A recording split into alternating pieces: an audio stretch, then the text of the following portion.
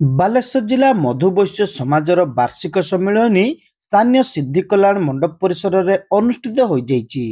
ସଂଗଠନର ଜିଲ୍ଲା ସଭାପତି କୈଳାସ ଚନ୍ଦ୍ର ସାହୁ ଏଥିରେ ସଭାପତିତ୍ୱ କରିଥିଲେ।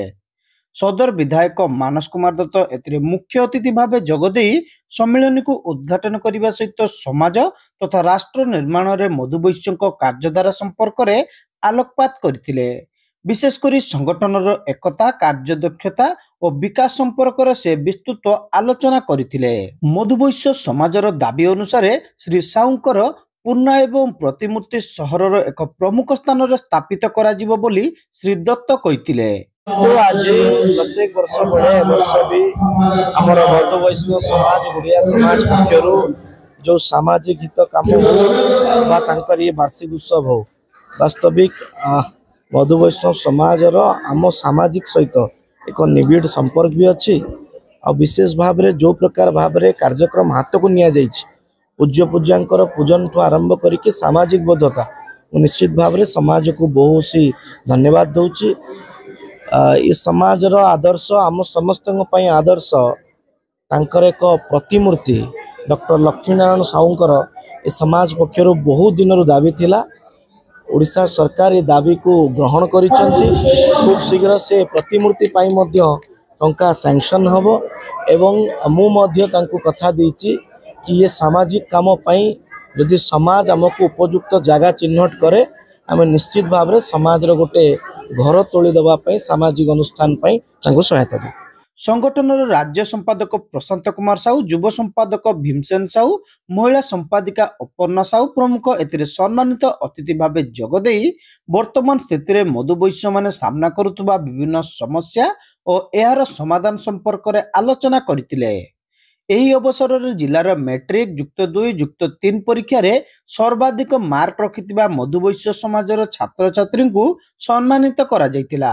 एतद व्यतीत निजर कौलिक वृत्ति को उज्जीवित रखिबारे उल्लेखनीय भूमिका थिबा वरिष्ठ मधुबैश्य व्यक्तिविशेष को पूज्य पूजा सम्मान रे संबर्धित मध्य करा जायतिला। संगठनर जिला संपादक जोगेन्द्र साहू एथिरे वार्षिक विवरणी पाठ करितिबा बेले सांगठनिक संपादक वंशीधर साहू मधुबैश्य समाज गठनर आभिमुख्य और कार्यधारा संपर्क रे सूचना दैतिले। आमर एई बालेश्वर जिला मधुबैश्य समाज 1996 मसीह स्थापन होई अद्यावधि से तार समस्त कार्यक्रम जारी रखी।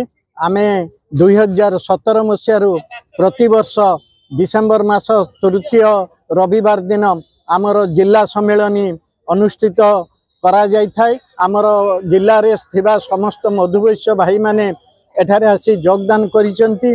आमर जे करिवार उद्देश्य आमे प्रथमे पूज्य पूजा सम्मान करू, वयोज्येष्ठ को सम्मान, तापरे मेधावृत्ति पिलामानक मध्यरे शिक्षार मान वृद्धि पाई मेधावृत्ति प्रदान करिचु एवं आमर जो दक्षता एवं सेवा यही कार्य रे जे निपुण थांती तांको मध्य आमे पुरस्कार करिथाउ। आमर जो कौलिक व्यवसाय रे अद्यावधि जो माने जारी रखिचंती निजर व्यवसाय जलखिया व्यवसाय तांको मध्य आमे कौलिक वृत्ति रे मनोनिवेश करिया पाई तांको मध्य आमे संवर्धना करिथाउ।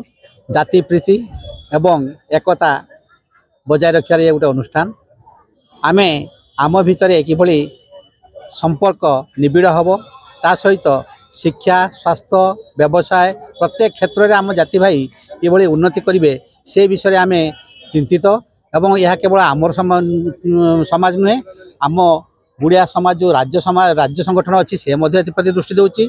आम प्रति जिले में एगुड़ाक सब करुचु। बालेश्वर जिला पारंपरिक भाव तार प्रति वर्ष ये अनुष्ठान तरफ पालुची।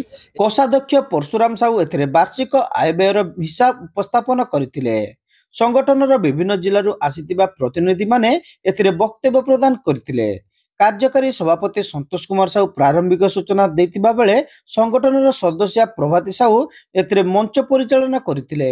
सिद्धेश्वर साहू समस्तଙ୍କୁ शेषରେ धन्यवाद अर्पण करथिले। कार्यक्रम द्वितीय अधिवेशन रे बालेश्वर पौराध्यक्षा सविता साहू अतिथि भावे जोग देथिले। एही अवसर रे पूर्वरु होइतिबा विभिन्न प्रतियोगितार कृति प्रतियोगी को पुरस्कृत करा जायतिला। प्रदीप कुमार साहू, प्रभास साहू, विश्वजीत साहू, भूपति रंजन साहू, अनादि साहू, मानस रंजन साहू, दिव्य रंजन साहू प्रमुख समस्त कार्य को परिचालना करथिले।